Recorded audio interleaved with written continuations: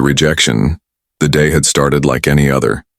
The sun rose gently over Palo Alto, casting a golden hue through the tall windows of the Pichai home. Anjali had planned something special, a quiet morning to herself.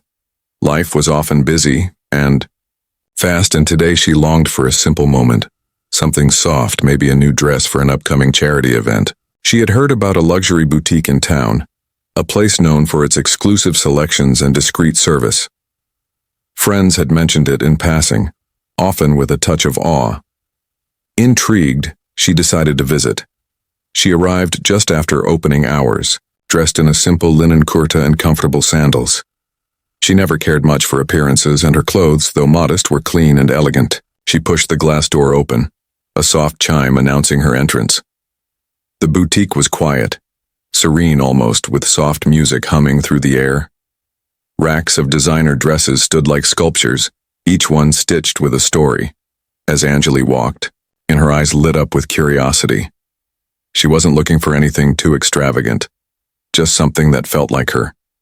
She approached a sales associate, a young woman with perfectly curled hair and a sharp outfit.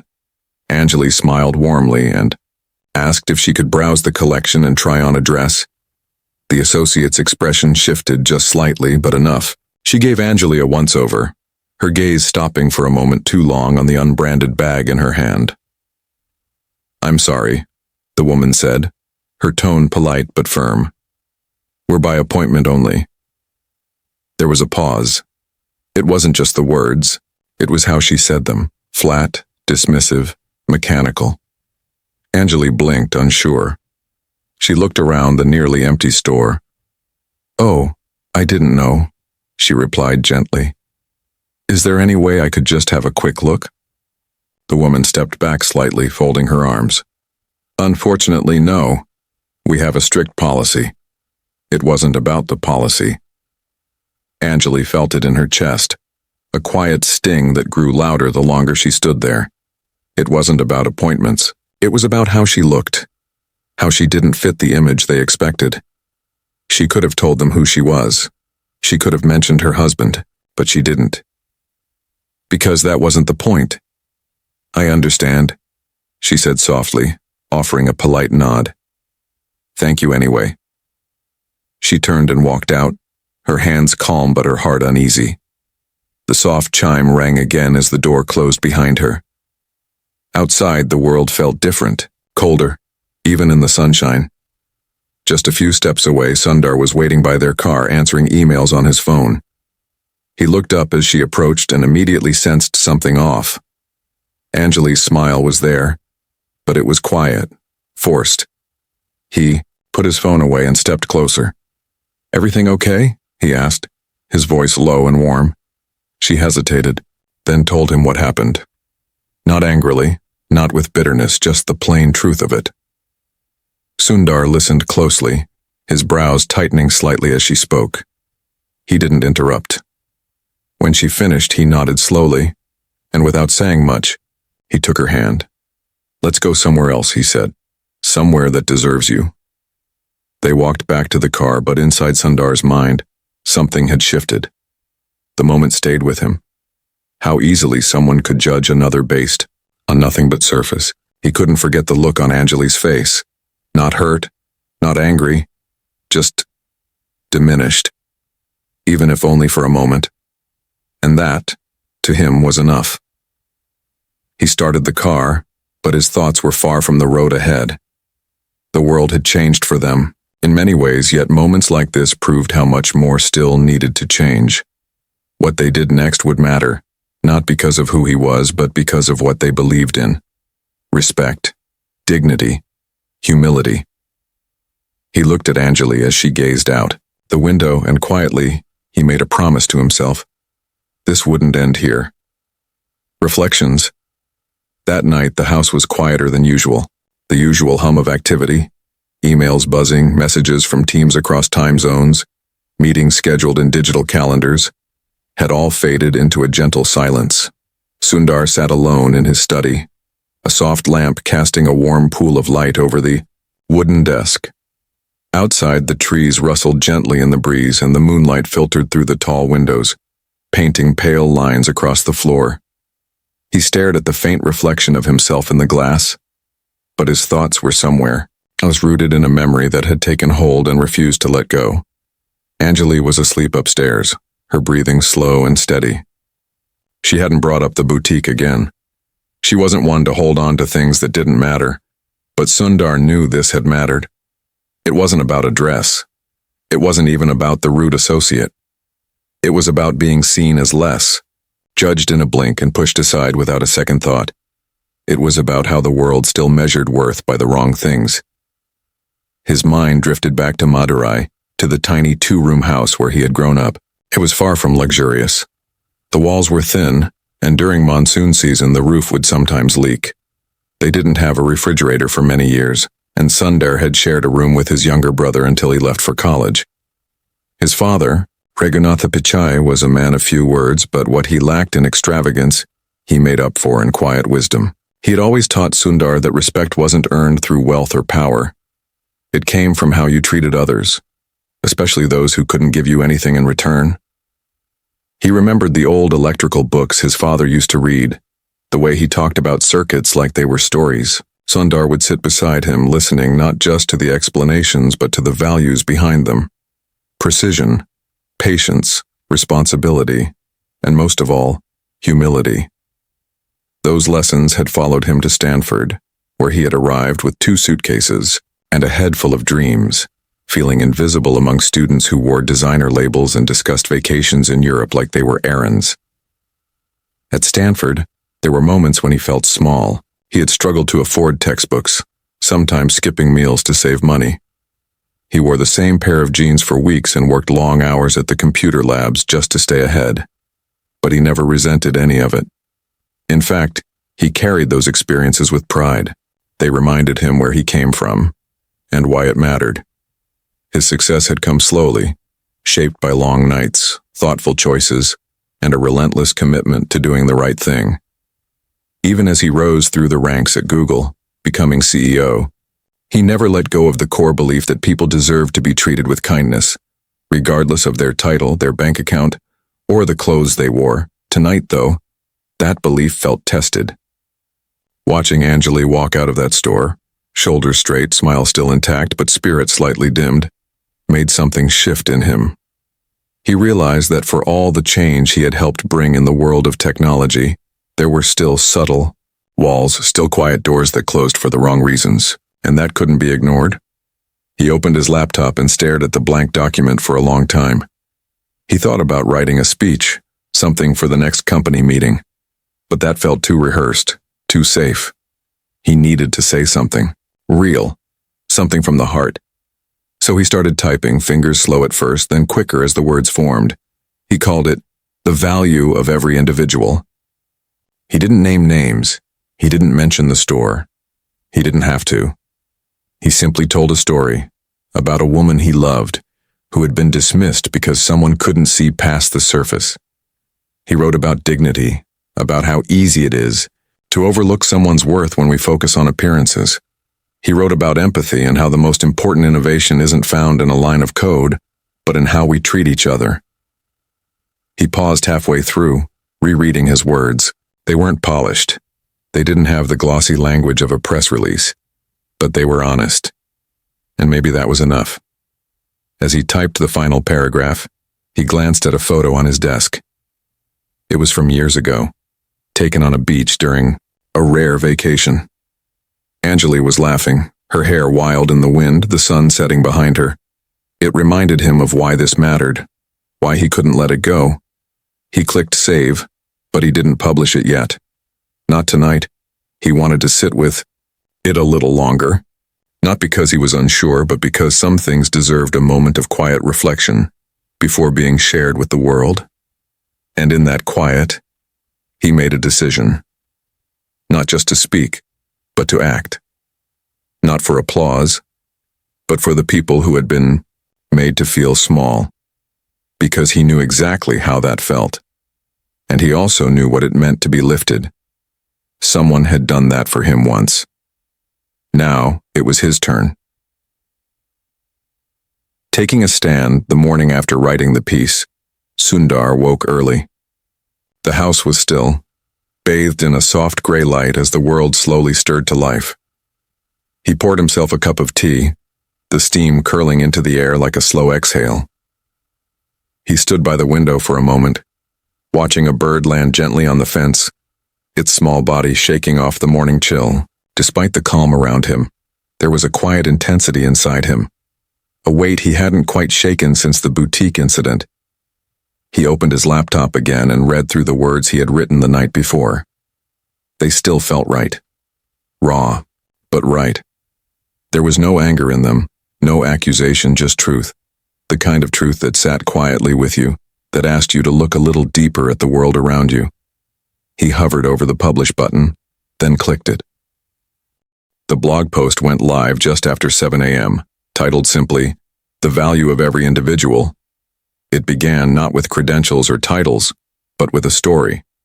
He described, with care, how someone close to him had entered a store and been dismissed. Not for who they were, but for who they appeared to be. He wrote about the look in her eyes when she walked out, and how it reminded him of moments in his own life when he had been made to feel invisible. He didn't preach. He didn't lecture. Instead, he invited readers into a shared space of reflection. He asked a question most people avoid. How often do we make decisions based on what we see rather than what we know? By mid-morning, the post had been read hundreds of thousands of times. The quiet vulnerability of it struck a chord. It spread, quickly, first within tech circles, then across media platforms, and finally into homes far beyond Silicon Valley. The comments were immediate and heartfelt. People shared their own stories, times they had been ignored in restaurants, followed in stores, underestimated at work. The details were different, but the feeling was the same. The ache of being unseen. As the post gained momentum, the luxury boutique where the incident had occurred was quickly identified, though Sundar had never named it. The internet has its own way of putting pieces together. The store's social media accounts were flooded with criticism. Customers recounted similar experiences, speaking of subtle dismissals and a cold, curated air of exclusion. Later that afternoon, the boutique issued a carefully worded public apology, stating their regret over the incident and promising to review their customer service policies. But Sundar didn't share the post to provoke an apology. He hadn't even wanted the spotlight. What he wanted, what he still hoped for, was a conversation. Something deeper. Something that wouldn't end with a press release. He knew that meaningful change didn't come from outrage.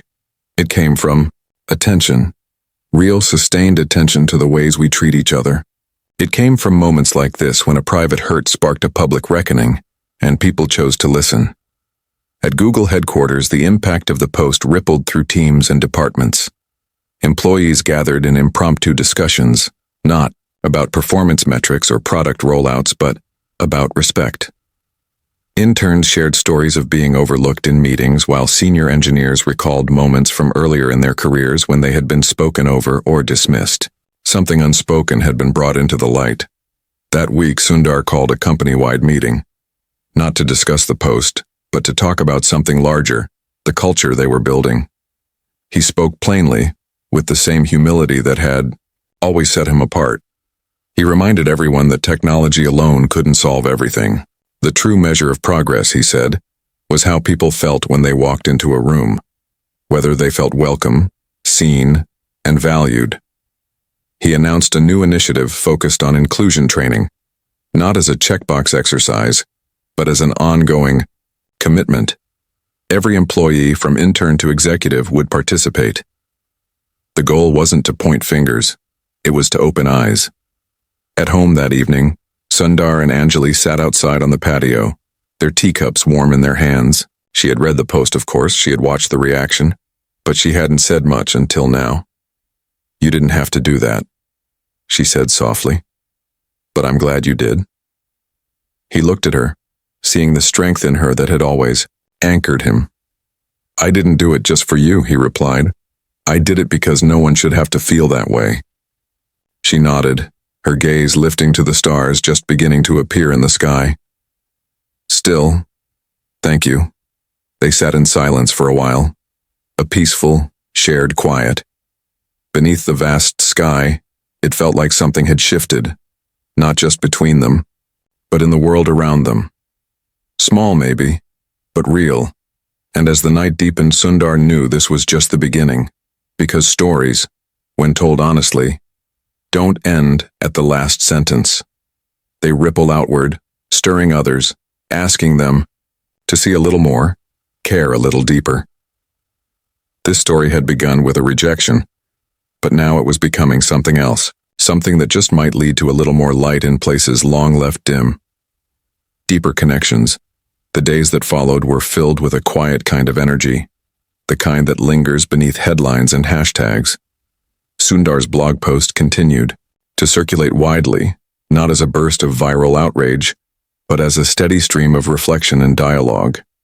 He received emails not just from CEOs and tech insiders, but from teachers, students, drivers, small business owners, people from every walk of life who had read his words and felt something unlock. It wasn't about fame or even influence.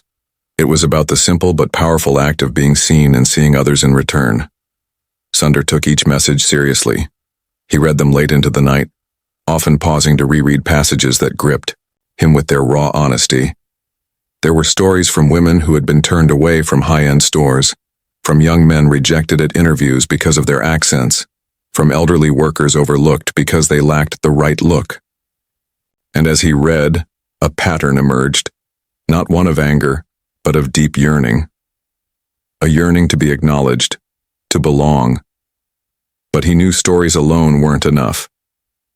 At home, he and Anjali began talking late into the evenings, not just about what had happened, but about what they could do with the momentum it had stirred. It wasn't about damage control or reputation management. It was about creating something meaningful that would last longer than a news cycle. One night, as they sat on the living room floor surrounded by notebooks and loose sheets of paper, Anjali suggested something simple but bold. What if we give someone the opportunity we wish we had? Sundar looked at her, the idea already blooming in his mind. They both knew what she meant. He had always credited his time at Eat Kharagpur as a turning point. It was there that he learned to think differently, to stretch the boundaries of what he thought was possible. But he had also seen many students drop out or struggle, not because of a lack of intelligence, but because of a lack of support. So they decided to act. Within weeks, they launched the Anjali Initiative, a scholarship and mentorship program aimed at supporting bright, underrepresented students from rural and economically disadvantaged communities across India. The program wasn't just about paying tuition. It included mentorship, access to technology, living stipends, and mental health resources. It was a lifeline, a bridge for those whose potential had always been there but had gone unnoticed. The announcement of the initiative created another wave of conversation, particularly among young people in India. Suddenly, students who had once felt invisible began to feel like someone had thought of them, fought for them, believed in them. And for Sundar, that belief mattered more than any accolade he had ever received. At the same time, something unexpected began to happen across the tech industry. Other leaders, people Sundar had known for years, others he had barely spoken to, began to take stock of their own practices. Some wrote their own reflections. Others reached out quietly, asking how they could support the initiative or start something similar. Change, Sundar realized, didn't have to be loud. It just had to be honest. At Google, new training sessions were introduced, interactive, personal, and story-driven. Not mandatory checklists, but spaces where employees were encouraged to share, listen, and understand. Employees began opening up about the subtle barriers they faced, microaggressions, assumptions, the way certain meetings felt like closed rooms where only a few voices were heard. Slowly, something began to shift. It wasn't perfect and it wasn't fast, but it was real. New employee-led groups formed, hiring panels diversified, feedback loops were redesigned to better elevate voices that had gone unheard. Sundar didn't micromanage these efforts. He empowered others to lead them, trusting in the ripple effect of shared ownership. Meanwhile, Anjali found herself at the center of something she had never expected. She began receiving messages from young women who saw her as a symbol of quiet resilience. She had never sought attention, but her story, unspoken yet deeply felt, had reached people. She began hosting small virtual gatherings with students and educators, sharing not speeches but conversations. She spoke not about her husband's role but about identity, dignity, and the quiet power of not letting the world harden you. One Saturday morning, they received a handwritten letter from a young girl in Gujarat. She was the first in her village to complete secondary school. Her parents were farmers. She wrote in careful English, sharing how she had once believed that the world belonged to others, not girls like her. But then she read about the Anjali initiative and something changed. I realized, she wrote, that I can dream too. The letter stayed on Sundar's desk. He didn't file it away. He read it often. It reminded him why all of this mattered, not because of a post or a scandal, but because of one moment, one girl, one life that now had a chance. And still, the boutique incident lingered in his mind, not with anger, but as a lesson. He had once believed that real change came through innovation, through products and platforms, but now he saw it differently. Innovation mattered, yes, but humanity mattered more. In every quiet decision, in every student helped, every voice heard, there was a deeper purpose unfolding. And that, to Sundar, was the real legacy he wanted to leave behind. Not just a better search engine, a better world to search within. Challenges ahead. As the weeks passed, Sundar noticed the shift. Not just in headlines or boardrooms, but in the subtler, more revealing ways. In the questions asked during meetings, in the language used during hiring reviews, in the tone of conversations about equity and opportunity. There was momentum now, real and tangible. But with every wave of change comes resistance, and it wasn't long before that resistance began to surface. At first, it was quiet, whispers in online forums, anonymous posts questioning his intentions. Some headlines appeared, not from major outlets but from opinion sites looking for controversy. They suggested that Sundar's blog post had been carefully timed, calculated, even.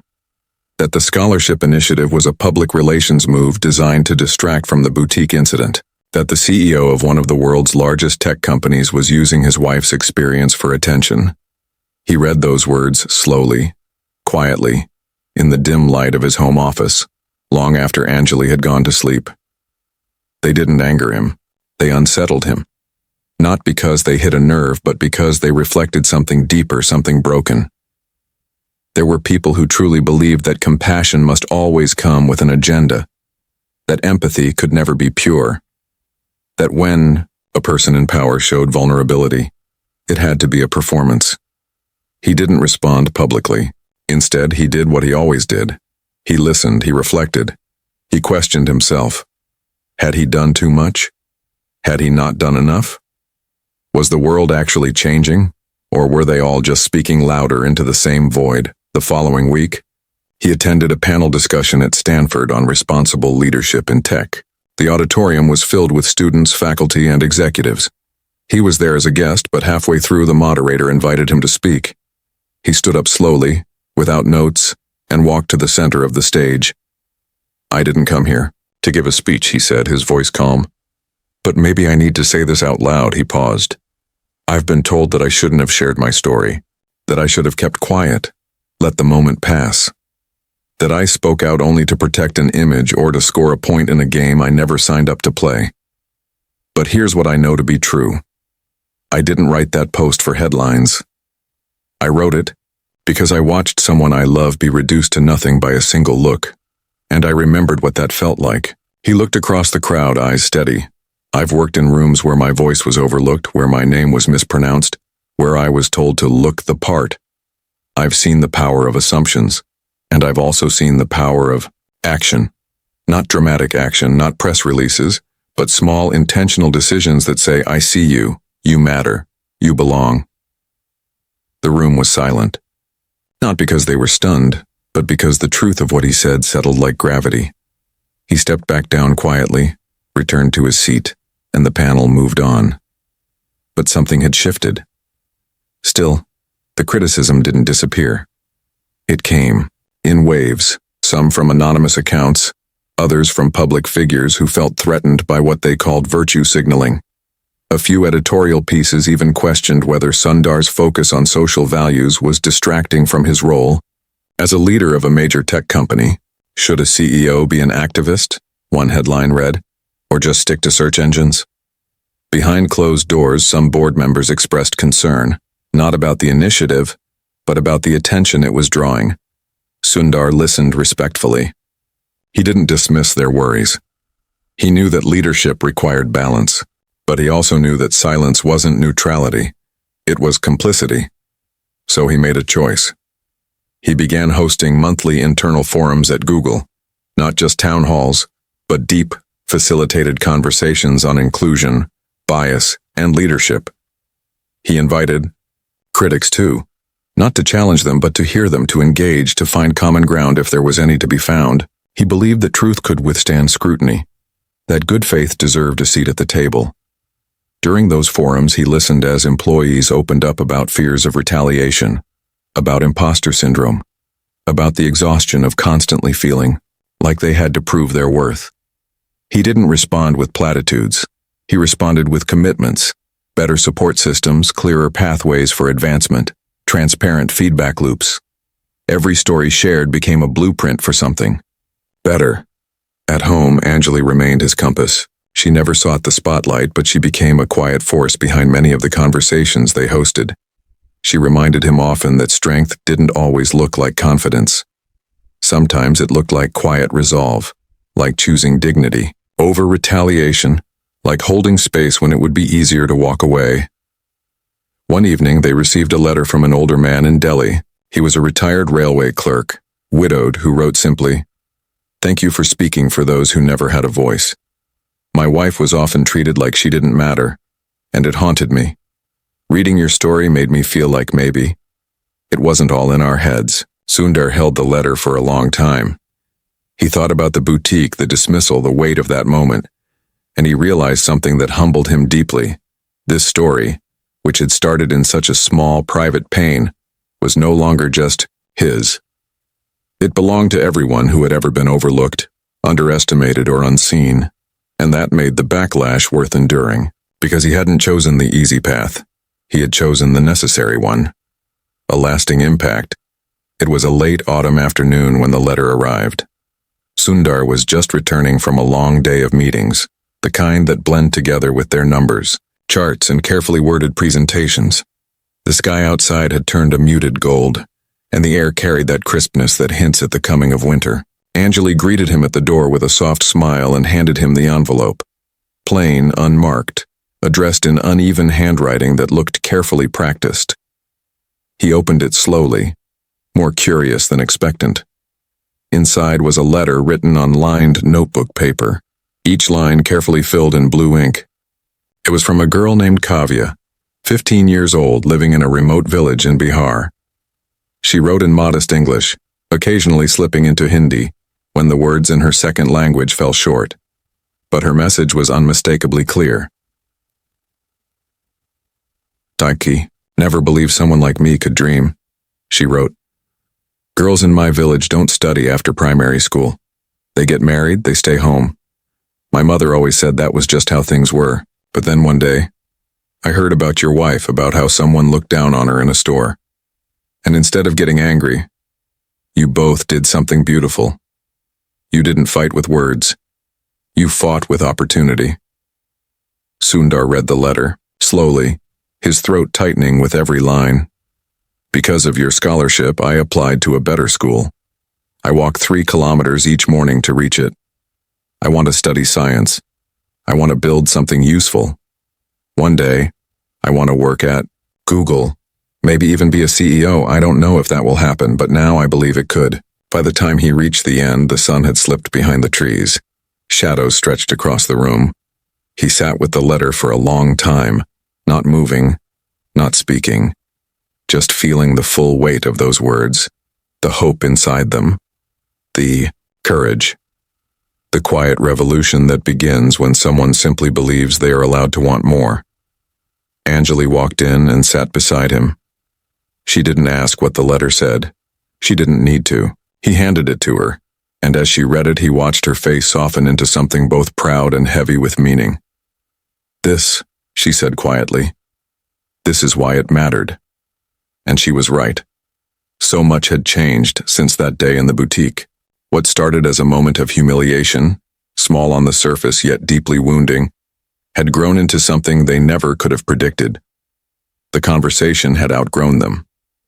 It had become something people carried with them into classrooms, offices, homes.